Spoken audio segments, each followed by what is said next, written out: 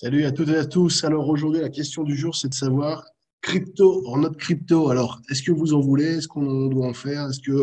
Qu'est-ce qu'on fait, Manuel? La vérité, elle est très très simple.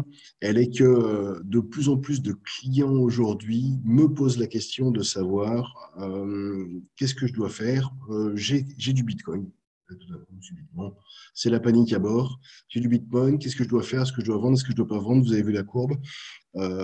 Pourquoi on se retrouve avec de plus en plus de clients, alors parfois jeunes, mais pas que, qui sont principalement aujourd'hui avec une poche minimum pour tester, pour jouer comme ils disent, et qui voulaient tester sur ces nouvelles plateformes qui permettent effectivement d'acheter des bitcoins. Alors, un, faites attention aux plateformes. Deux, je vais vous en parler un peu et vous dire un peu quel est mon point de vue, moi, par rapport à tout ça. Juste pour rappel, pourquoi on en est là aujourd'hui, c'est principalement parce que les cryptos sont passés depuis leur création dans un système anti-système, justement. Je vais revenir sur l'histoire de la création du Bitcoin en particulier et de la crypto-monnaie de façon générale à un véritable produit financier avec du rendement aujourd'hui. Hier, on m'a encore vanté les 1000% de rendement de ce placement génialissime. Alors, vous allez voir, on va en parler. Vous pourrez commenter, vous commentez là, là, là, en bas, vous likez. Et puis, on échangera par rapport à ça. Moi, mon objectif est de vous dire pourquoi aujourd'hui, on a des dizaines de crypto-monnaies différentes, parce que le Bitcoin est l'arbre qui cache la forêt de toutes les monnaies qui sont derrière, que vous voyez ici, que sont l'Ethereum, le Solana, le Cardano, le SHIB, le Binance, et so on, et so on. Ça va aller de plus en plus large jusqu'à un moment qu'on va peut-être auquel on va peut-être assister ensemble et qui sera en tout cas la conclusion, je pense, de cette vidéo. Alors, pourquoi et comment on en est arrivé là? Bah, écoutez, un petit moment d'histoire. C'était en l'an de grâce 2009, quand, en fait, Satoshi Nakamoto a créé le Bitcoin. Effectivement, c'était le Bitcoin et cette crypto-monnaie, la blockchain, et qu'il a sorti son livre blanc qui expliquait effectivement, et il a livré ce code source, et puis il a disparu. Donc là, je ne sais pas si vous vous rendez compte quand même à tous mes amis investisseurs avec des profils un peu équilibrés. Voilà, on est bien effectivement en train de parler d'une monnaie que certains estiment qui régira le monde demain, peut-être, on en reparlera, qui a été créé par un inconnu que personne n'est aujourd'hui capable d'identifier, si on en est là, d'accord, et que certains voudraient comme monnaie de référence. Alors, si ça ne fait pas peur à tout le monde, il n'y a pas de souci.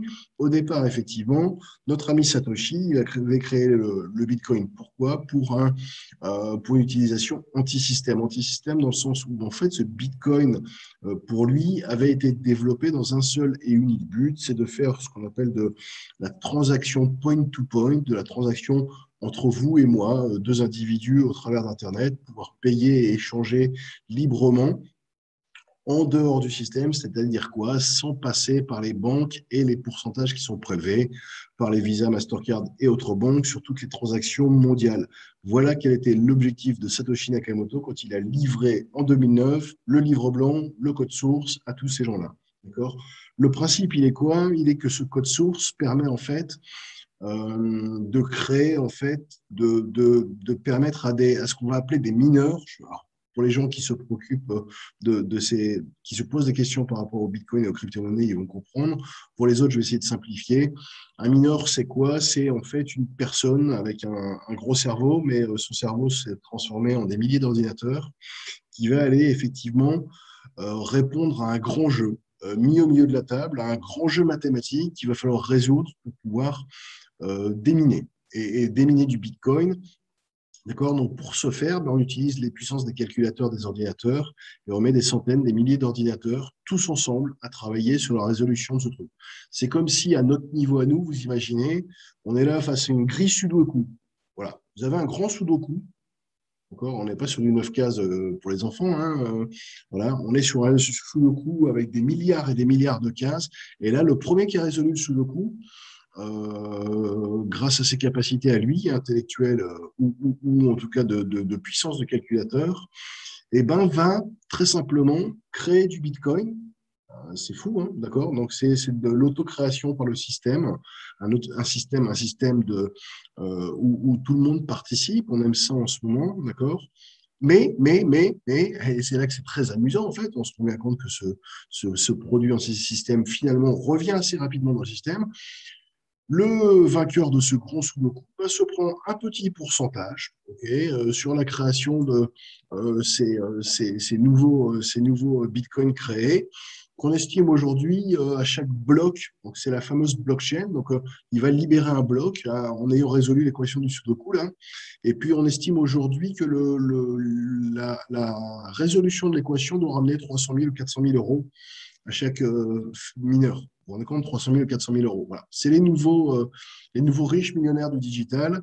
C'est des mineurs, des gens qui ont des fermes à Bitcoin. Ces fermes à Bitcoin qui, entre nous, alors c'est la guerre des mineurs. C'est un peu, vous savez, comme les orpailleurs à l'époque, quoi. On allait chercher l'or dans les rivières. Ben là, c'est pareil. On va chercher des fermes un peu partout. Et puis, alors, on en est effectivement parce qu'on a besoin de beaucoup d'ordinateurs. Donc, il faut acheter beaucoup d'ordinateurs, il faut les négocier. Et puis, comme ça consomme beaucoup d'électricité, je vais en revenir pour nos amis Bobo écolo, là, comme ça, ils sortent de la vidéo.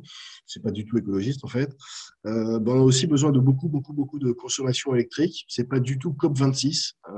Et cette consommation électrique, ben, on va la chercher dans les pays où elle est le moins chère. Donc, on se retrouve avec des fermes un peu partout en Angola, au Zimbabwe, dans les pays où c'est pas cher, au Paraguay, de préférence pour effectivement aller faire ces. Alors c'est aussi comme ça qu'on découvre vous savez, c'est comme c'est le Far West, hein, c'est comme à l'époque des chercheurs d'or où il y avait les trafiquants, quoi. Donc on trouve aussi des faux créateurs de minage.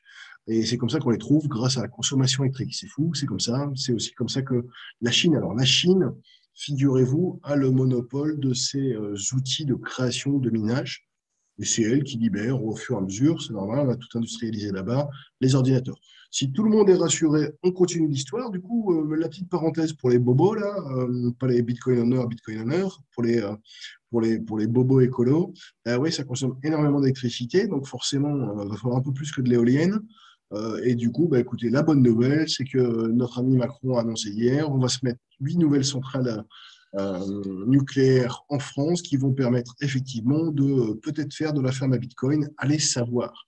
Bref, je m'égare. Vous le comprenez, les crypto-monnaies, ça excite beaucoup de monde aujourd'hui et du coup, on a une création d'énormément de crypto-monnaies. Le Bitcoin est le majeur, celui dont tout le monde parle, parce que Tesla, parce que certains ne parlent que du Bitcoin.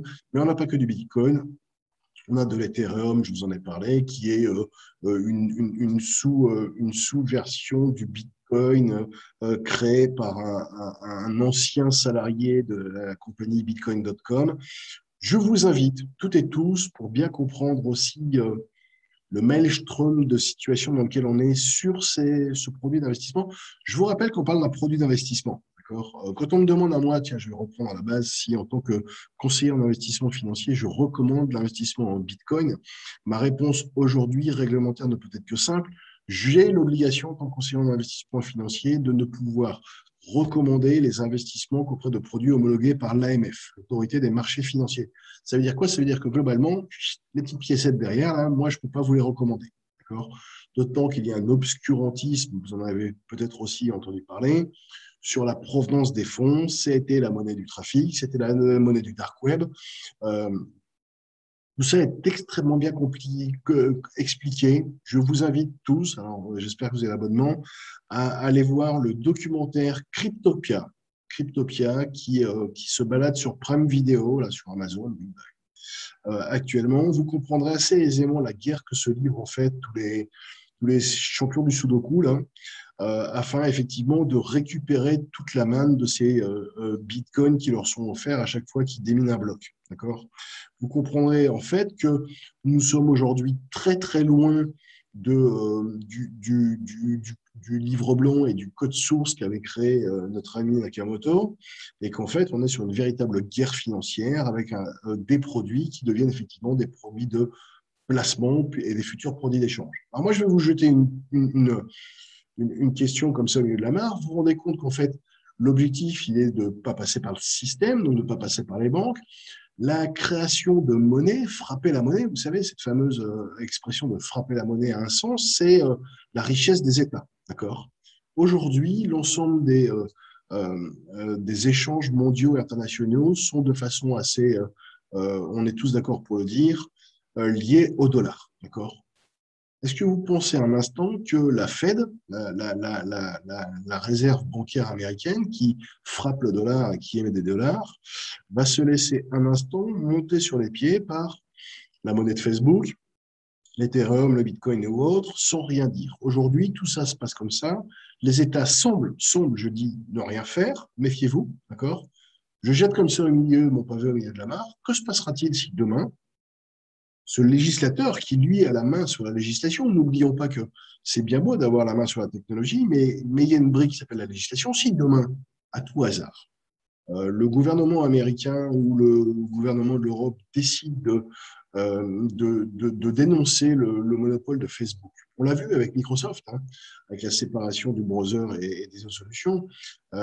Si le gouvernement américain décide que Facebook, Amazon et nos fameux GAFAM sont en situation de monopole et décident de casser ces monopoles, que se passera-t-il?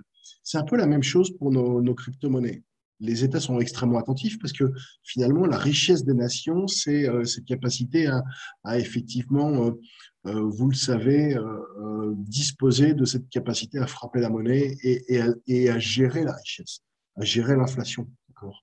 Là, aujourd'hui, tous ces États sont, semble-t-il, en regard de ça. Mais que va-t-il se passer si demain, tiens, allez, je jette ça comme ça, la Fed, donc la réserve bancaire américaine, décide de lancer le crypto-dollar?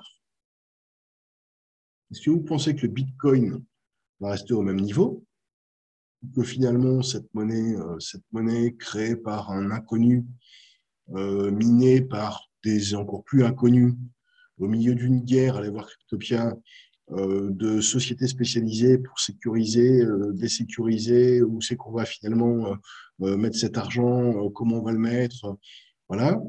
Ou est-ce que finalement les États vont reprendre leurs droits demain avec une communauté européenne et une banque centrale européenne qui va émettre son crypto-euro, avec la Federal Reserve qui va émettre son crypto-dollar?